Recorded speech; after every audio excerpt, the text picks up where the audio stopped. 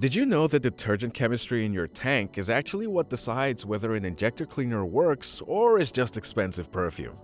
The bottles all look the same, but only a few use a solvent that survives combustion and breaks down high-temperature deposits where it counts.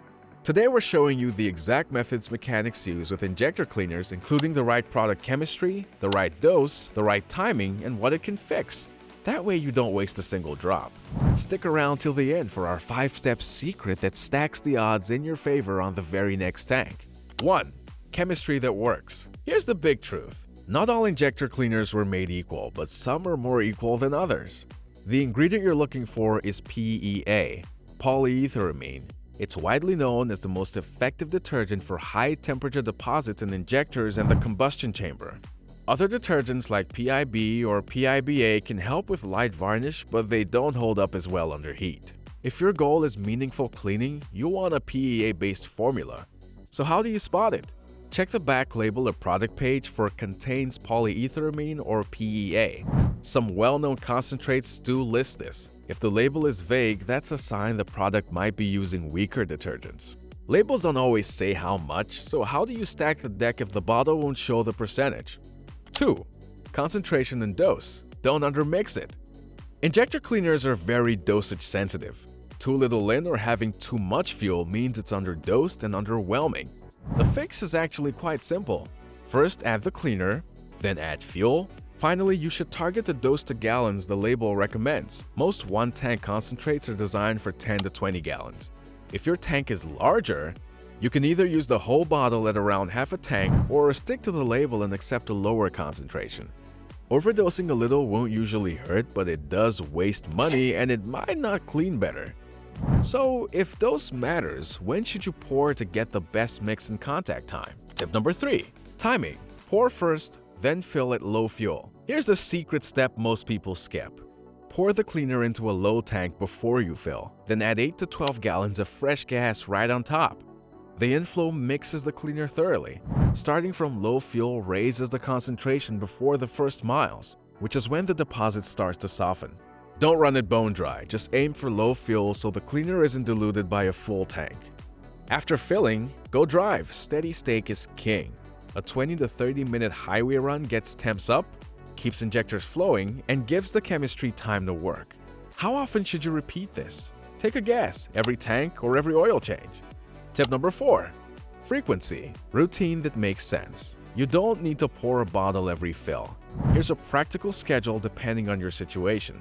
Every 3 to 5,000 miles or every oil change if you do short trips, buy random gas, or have a direct injector turbo where deposits form faster. Every 10 to 15,000 miles if you mostly run top-tier gasoline or do regular highway drives. If the car is running great and you're feeding it good fuel, you can stretch intervals. If you picked up a hesitation, rough idle, or pinging, do a one-tank treatment now, then return to your normal cadence. What should you actually expect to feel? Is this snake oil or can it actually change how the engine runs? Tip number 5. Results. Realistic expectations. Injector cleaner is maintenance, not a miracle. If your issue is deposit related, you can see it. Smoother idle or cleaner starts, reduced part throttle hesitation, less spark knock on regular fuel, modest MPG, miles per gallon gains. Here's the thing. If your problem is electrical or mechanical, like a failing coil, a bad plug, clogged fuel filter, dying pump, or vacuum leak, no additive will fix that. Cleaner can't repair worn-out parts. Which symptoms are more likely to respond to a cleaner and which should push you toward diagnostics? Tip number 6. When cleaner helps versus when it won't. Cleaner usually helps with light injector fouling, such as rough idling or mild misfiring under load with hard codes, cold start hiccups after lots of short trips, and part throttle pinging from chamber deposits raising compression hotspots. Cleaner usually doesn't help with hard misfires with codes, bad coil or plug, low fuel pressure that could be caused by a failing pump, clogged filter or regulator. They don't help with air leaks and sensor faults either. If your dash lights are lit, scan codes first. Trust me, you should spend $20 on a code reader before $20 on a bottle. What about direct injected engines? Can a cleaner fix those infamous intake valve deposits? 7. What GDI can and can't reach. On port-injected engines, fuel and cleaner washes the intake valve, so PEA can't help there. On GDI or gasoline direct injection, injectors spray directly into the cylinder. Fuel never touches the back of the intake valves. That means a tank cleaner won't clean GDI intake valves. It still cleans injector tips and combustion chambers, which helps with drivability and knock, but not those sticky back-of-the-valve deposits. For GDI intake valves, you need a direct approach, like an intake valve cleaning service, walnut blasting, or specific intake side cleaners applied upstream of the throttle body. Some owners add catch cans to reduce oil vapor buildup, but that's a separate conversation. If one bottle is good, is stacking additives better or is it risky? Tip number 8. Stacking additives. More bottles don't mean more cleaning being done. Combining multiple fuel additives not only dilutes the concentration of the ones that work, it also upsets the final volatility. It makes matters worse. It even double doses aromatics that you don't need. You should pick one cleaner, run the full tank, and then go back to the normal gas. Also, only use gasoline products in gasoline engines. Diesel and two-stroke require their own formulas. If the label doesn't list your application, don't improvise. It's not worth the risk. Planning a smog test or emissions check? When should you use cleaner for the best shot? Tip number 9. Pre-test timing. If you're prepping for an inspection, run a cleaner a week or two ahead, not the morning of. Here's what you want. A fresh tank treated and driven through. A warm catalyst and steady cruise time to stabilize trims, and finally, fresh oil in a clean air filter if they're due. Well, why not same day? A strong cleaner can loosen deposits. You'll want to give it a few drive cycles to clear anything that briefly unsettled idle quality. If top-tier gas already has detergents, do you even need a bottle? Tip number 10. Top-tier gasoline explained. Top-tier gasoline includes an elevated detergent package meeting an automaker-endorsed standard.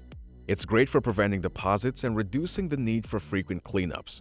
But even on top tier, short trip driving, heat-soaked injectors, and GDI can still build deposits over time. Use a PEA cleaner periodically as a reset, then rely on top tier to maintain. If you're stuck with stations of unknown quality, a more frequent cleaner schedule makes sense. Alright, so how do you know it actually worked? Besides the feeling where it feels smoother. Tip number 11. Verifying results. Here are several reliable ways to verify results. MPG log. Reset a trip at fill, then compare it to your typical route. Idle and roll-on. Do a cold start and part throttle roll-on. OBD trims. Long-term fuel trim trending closer to zero can indicate improved fueling. Knock counts. Some scan tools show fewer knock events after chamber cleaning. Improvement will be modest if your car was already healthy. And that's normal. Cleaner is about maintenance, not miracles. Are there any safety or paint precautions before you pour it in? Tip number 12. Use it without mess or face regrets. Fuel on paint is a no-no. To keep it tidy, use a funnel or a bottle spout. Be sure to wipe any drips right away. Keep the bottle away from touchscreens and leather. Remember, it's a solvent. Store additives upright in a bag in the trunk. Only pour into the fuel tank, not the oil. Some brands sell separate oil treatments, and that's actually a different product. So what's the exact routine to follow on my next fill? The 5-step secret mechanics use. 1. Pick a PEA-based cleaner. Make sure the label says polyethyramine. 2. Drive down the low fuel, not empty, just low. Pour the cleaner in first. Add 8 to 12 gallons of fresh gas and top the mix for the right concentration. Go drive 20 to 30 minutes at steady speeds. A highway loop is ideal. Finally, finish the tank normally. Repeat this on a sensible schedule, every 3 to 5k miles if you short trip or use random stations. Stretch it if you run top tier or drive long distances. Let's clear up a few myths while we're here. Rapid fire myths. Additives will fix any misfire. False. If a coil or plug is bad, cleaner won't heal it. Use 2 bottles for double cleaning. No! Wasteful! Concentration matters, but stacking brands isn't better. It cleans GDI intake valves. Not true. The fuel never touches those valves. You'll need an intake side service for that. Use it every tank. False! Not necessary for most drivers. Set a routine and stick with it. All detergents are the same. Nope. PEA is the one known for high temp deposit removal. Injector cleaner can be genuinely useful if you give it the chemistry and conditions to work. Remember, you should always choose a PEA-based formula and dose it right by pouring before you fill. Don't forget to drive it hot for a good half hour, and repeat on a schedule that matches your driving. Do that and you'll get the best shot at smoother idling and cleaner throttle response. What symptoms are you trying to fix? Rough idling, hesitation, or pinging under load? Drop it in the comments and tell me your plan. Also, if you like the deep dive, check out the video on 17 fuel-saving tricks that actually waste gas. Thanks for watching and happy motoring!